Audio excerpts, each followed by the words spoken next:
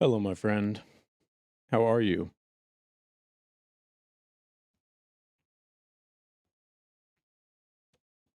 Today, I wanted to talk about something that's been on my mind, something that I've been thinking about a little bit. I was watching a video about demonology, different esoteric writings, and occult understandings and wisdoms and things like that, if you want to call them that, or if you want to call them paranoid whispers, that's all right too. I don't really have much of a dog in this race beyond trying to trying to learn things and glean insights about the world that I live in. But I was watching videos about, Basil Bub and all these different esoteric demons. And I came across one about Belial. And, excuse me. Hi, honey. As I was learning about Belial, it became clear to me that we are really living in the era of Belial.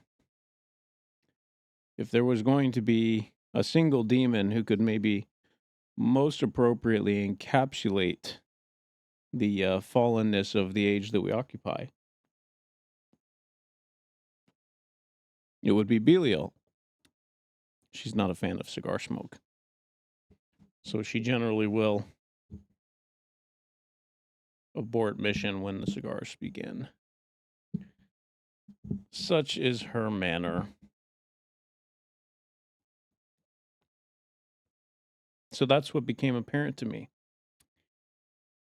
And I had a inclination to talk a little bit about that. And so Belial is an interesting character. He's a fallen angel, one of the most powerful angels who's fallen. And one of the chief ways in which Belial operates is the deception, the lies, the confusion, sowing seeds of confusion, things like that.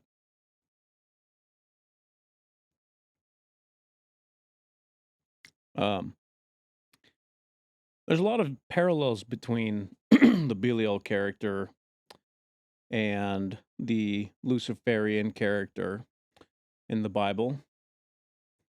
A lot of parallels indeed.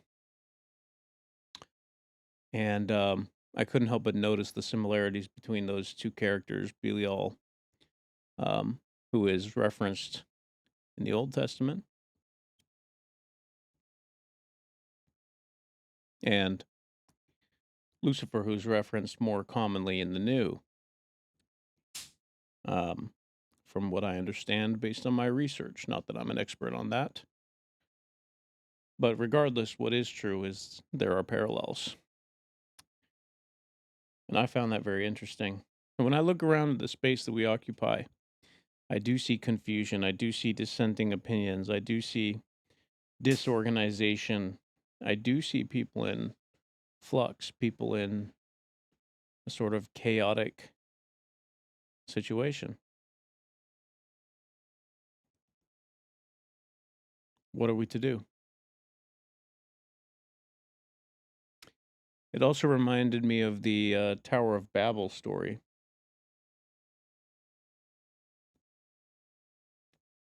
And one of the wisdoms, which I think is available in the Bible, is that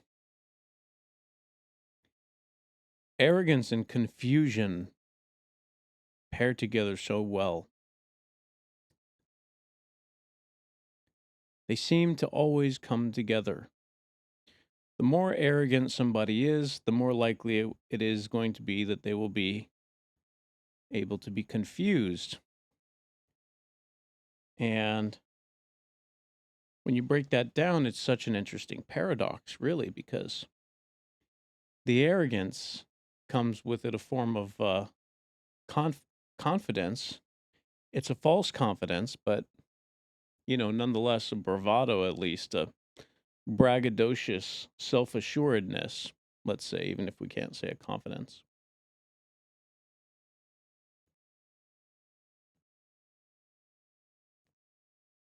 And that's fascinating because the question becomes, is it chicken or the egg? Do you become arrogant and then confused? Or are you arrogant because you're confused? And I think it's actually the case that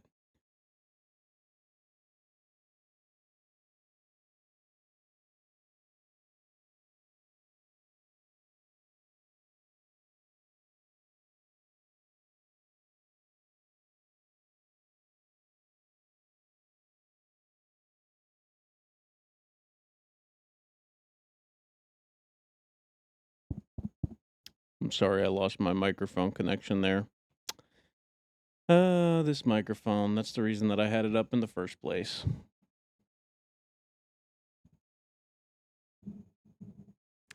Really not a big fan of it like this, but I don't know what else to do. Oh well, we'll just continue.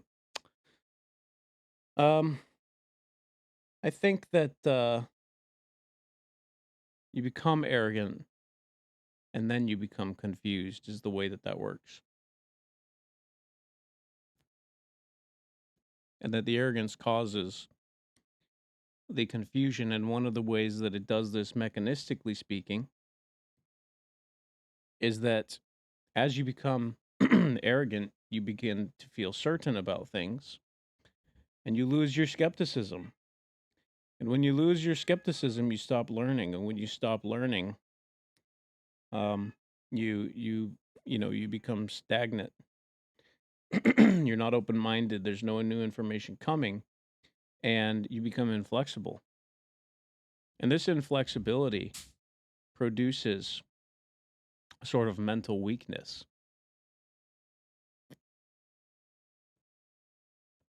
Said differently, it is arrogance and certainty which cause you to become complacent, weak, stupid, lazy, confrontational. Certainty is the source material for a lot of problems in your life, which will come to you once you become certain about basically anything. And the remedy to this is faith. Faith is the remedy to this.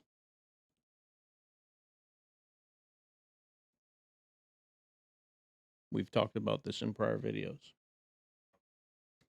Many of the great philosophers in history say things like, all that I know is that I know nothing, and other similar kinds of quotes. And this is a common repeating theme in philosophy. And indeed, it is sort of implicit to the texts in the Bible that faith beats out knowledge every single time. And that worldly wisdoms and worldly knowledge are less important than faith, and that's true both in the theocratic and the secular sense. And so, why do I say all that? I say all of that to say that the most likely mechanic that a demon like Belial would use, or Belial, I've heard it say online. Belial, Belial, who cares? Belial. The most likely mechanic that Belial would use would be to sow self assuredness, confidence, arrogance, and remove all seeds of doubt and plant the seeds of certainty. Because the seeds of doubt will protect you from the seeds of confusion which Belial is sowing if you take demonology seriously. And I'm not saying that I do, but, you know, in either case, it's interesting to talk about it like this.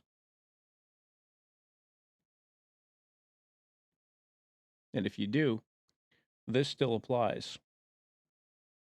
If Belial is sowing seeds of confusion, the vaccine to that is to already have in place seeds of doubt. That's the way that you stop Belial from being able to confuse you.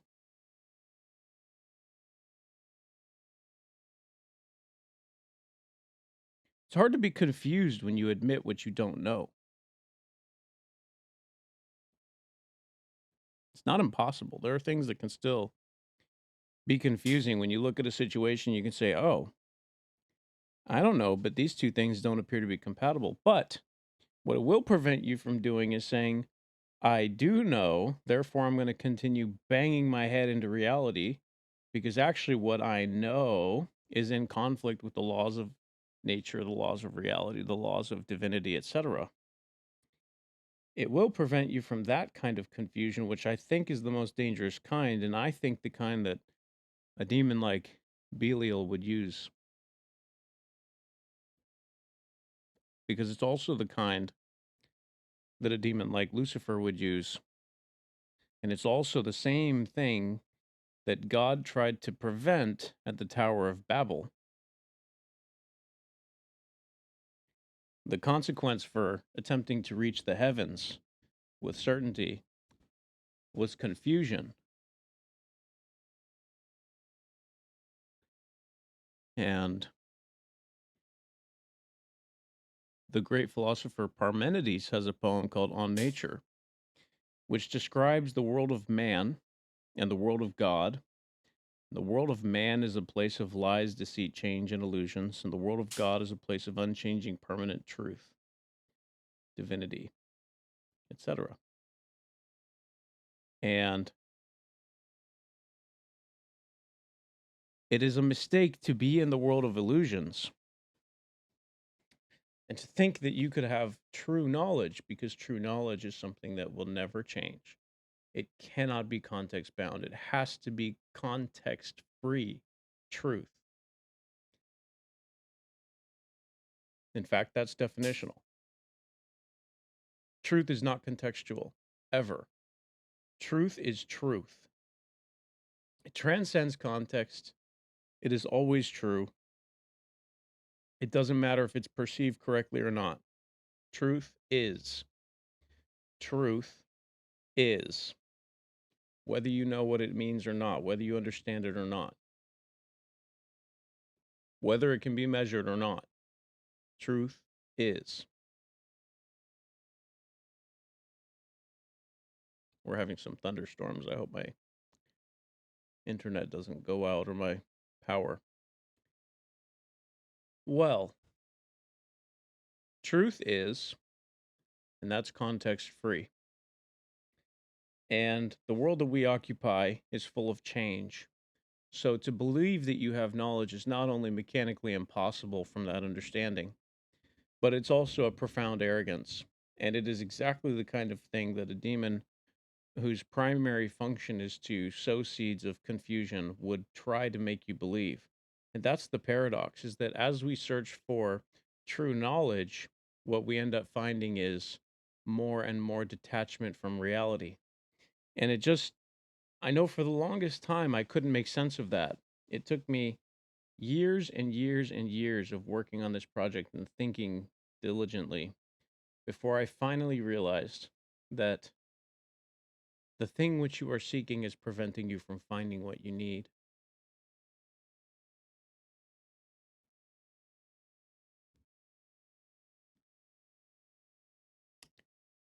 And when I realized that, it was a profound epiphany that rendered me emotional. I had been seeking for true knowledge. That is what led me in the first place to my atheism. And it wasn't until I went through philosophy that I realized the true knowledge is not coming. It's not coming to me, and it's not coming to anybody else. And I was secular for a long time, and I believed that eventually I began to understand that because doubt is an irrefutable aspect of the existence which we possess, and it cannot be done without, that even a secular person operates in faith whether they know it or not. And this realization is a set of conclusions and assumptions that I operated under for a long time. By a long time, I mean 3 or 4 years, probably, maybe even 5 or 6. I'm not exactly sure on the time frame. It was kind of a blending evolution. And it wasn't until maybe 1 year ago that I started telling people actively, I believe in God. And what is it that caused me to believe in God?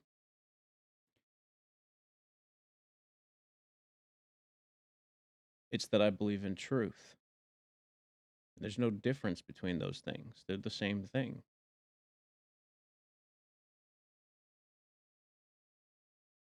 And I learned that first from Parmenides, that the world of truth, the world of God, is a static and unchanging place whose nature is never violated and cannot be violated. And the only thing that can happen if you deviate from it is that you must be removed. And I've told this story before to many people that I know and love, but because we're here, I'll tell it here as well. This will probably get its own YouTube video at some point in time.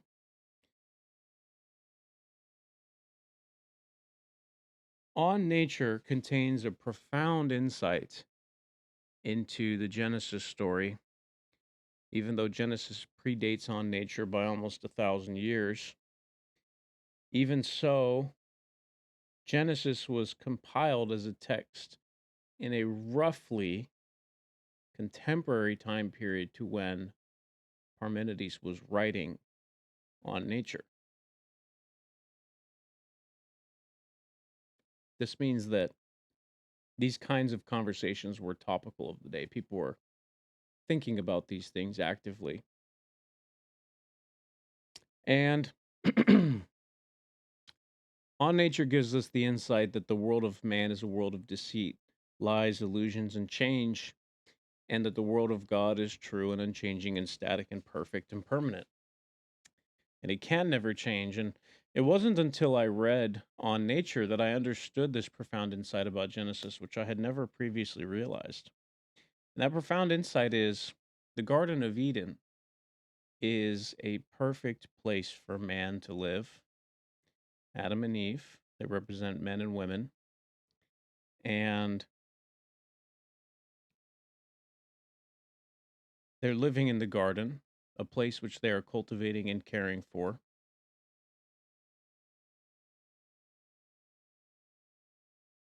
And that is their role. And as long as they perform their role, they're welcome to stay. And part of their role includes not eating from the tree of the knowledge of good and evil.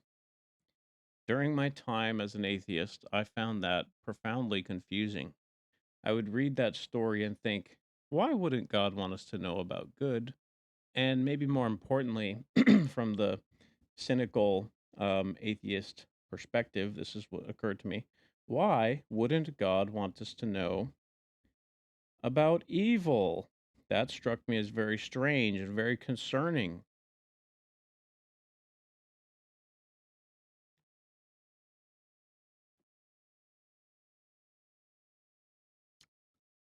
Parmenides solved that problem for me. Here's what I realized: the world of God is static, unchanging, perfect. The Garden of Eden is part of God's kingdom. It has to remain static and unchanging.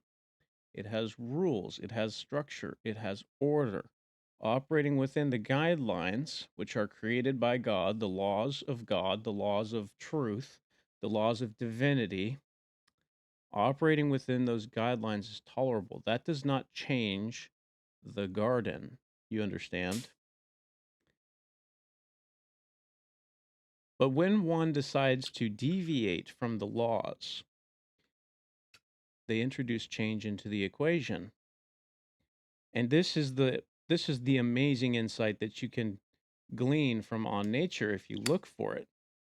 I've talked to people who are very intelligent who have read this, and they tell me that my take is truly revolutionary and radical and not what Parmenides intended. And I'll leave that up to you. You can take your own opinion on that. If that is the case, then just understand that this is my interpretation, or maybe my view is a better way to say it.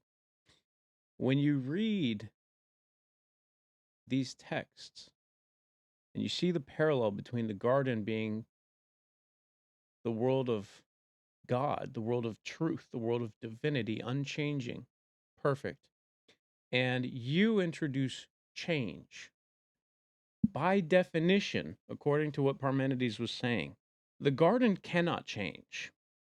It's perfect and true, right? God's kingdom is inalterable in terms of its structure, its rule set, the way that it works mechanically, etc. So, what the implication is here is that you have changed. You are no longer in line with divinity. You are no longer in line with truth. You are no longer in line with God. You have stepped aside. And this means that you have to be removed. You cannot remain in the garden because you're no longer in the world of truth, because you're not true anymore. So now you have to go to a place where change is possible, where falsehoods are possible, where death is possible, because the opposite of perfect, eternal, is temporary, flawed. That's that's the context that you created when you disobeyed the structure, or maybe disobeyed is too strong of a word. I'm speaking very philosophically here. When you went out of alignment with the truth, obedience is not really the core principle here. It's that you deviated from truth, from perfection. You deviated from the eternal.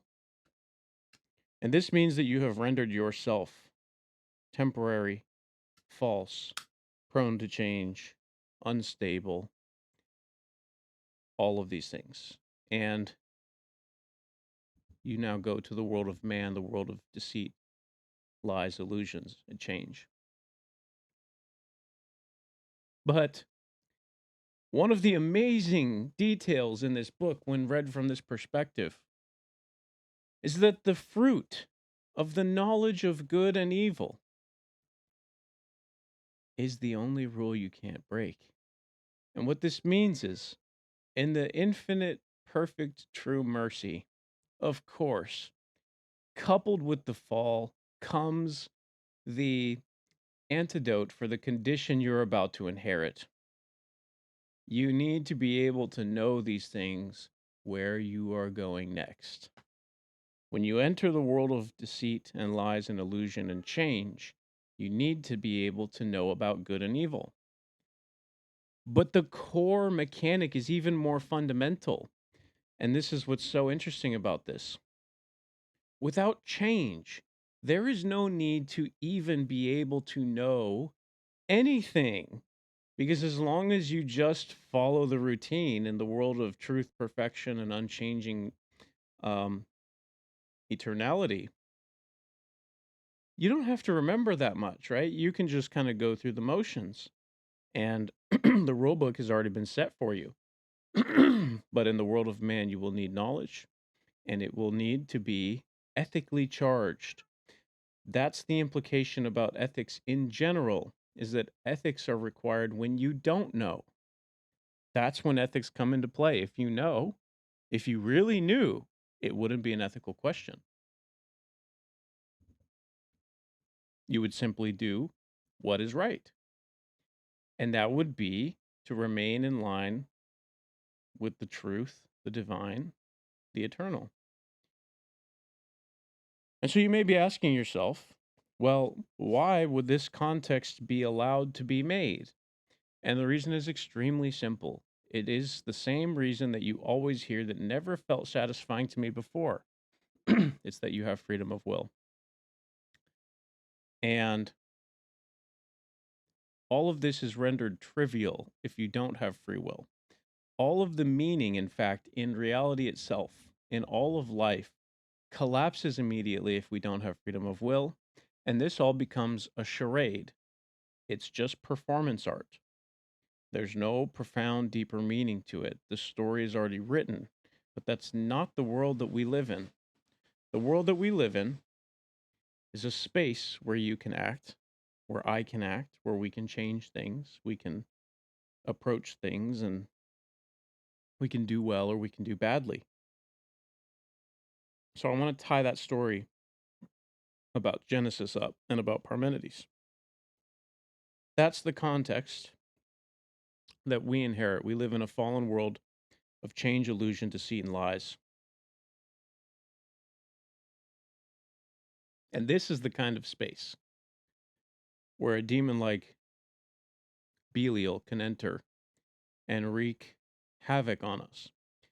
Because deceit, confusion, lies, arrogance, and certainty are all tools that can be used against us in a world of illusion and change. And this is also something that philosophers such as Rene Descartes realized with his concept of a demon that does nothing but torture you and put bad ideas in your head and deceive you all day, and you would never know that he was there. And in fact, that is probably mechanically exactly what Belial would do, assuming that Belial is a actual entity that exists and actually tortures us. Even if it isn't the real thing that exists, the metaphor should still feel quite compelling.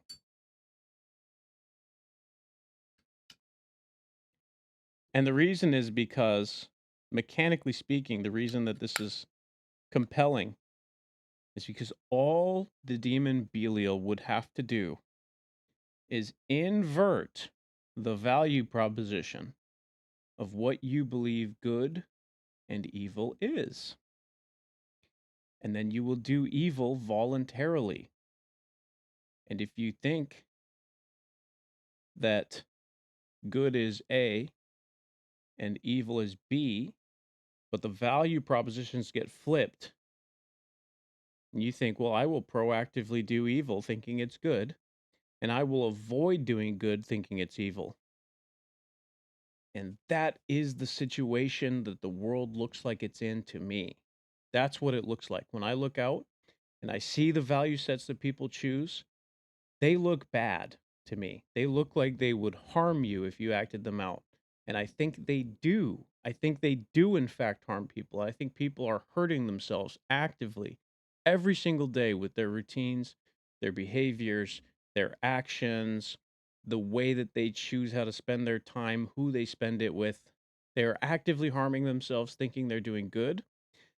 And they look at all the things which are actually good and they say, those are evil. They make value propositions that those things need to be destroyed. That's exactly what the deceiver would do.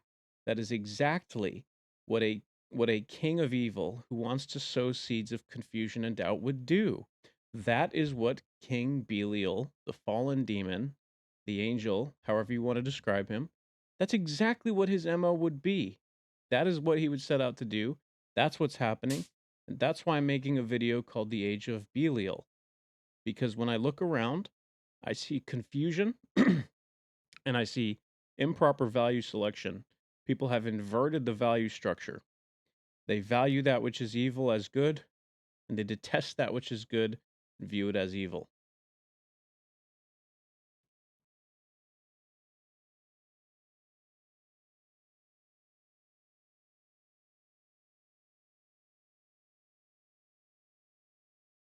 And I don't know exactly what to do about it.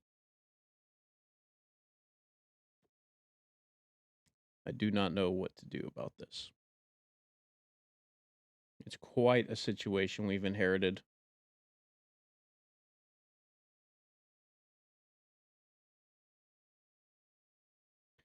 I know what I'm going to do.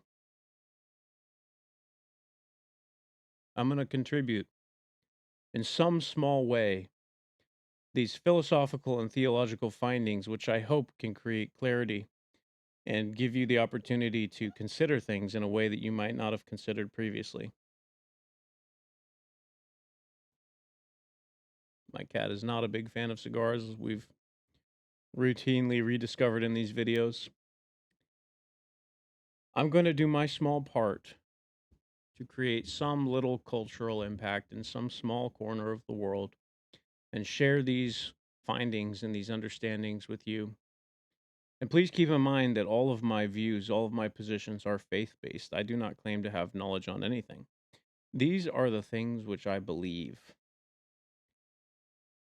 These are the things which I see when I look at everything. I live in the world of deceit, lies, illusion, just like you do.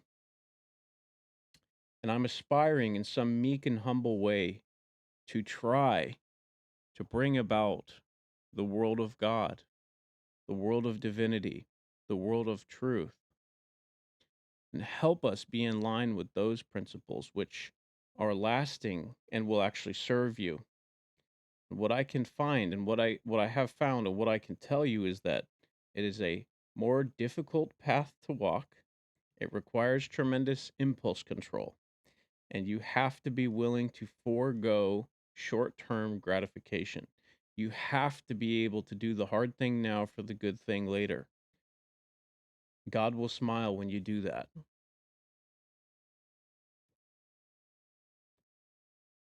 Future you needs to be grateful for the previous versions of you. You need to do the kinds of work that will bring you in line with a brighter tomorrow. And it isn't easy, and it's never going to be easy, and you're going to have to struggle, and you're going to be in pain sometimes. And this is simply the world that we live in and the lot that we have. So, at any rate, we have to escape the age of Belial, and we have to move towards a world which is more in line with truth and proper structure, and we need to realign the values. We need to correct the value shift. Our values are upside down. We don't prioritize the right things, and we have to correct that in our culture. And I want you to help me. I want you to think about how. If you have ideas, please leave a comment. Um, I'm just going to do my part, which is going to be primarily on the philosophical side, but also on the psychological side, also on the theological side, which I've learned some of both and will continue to do.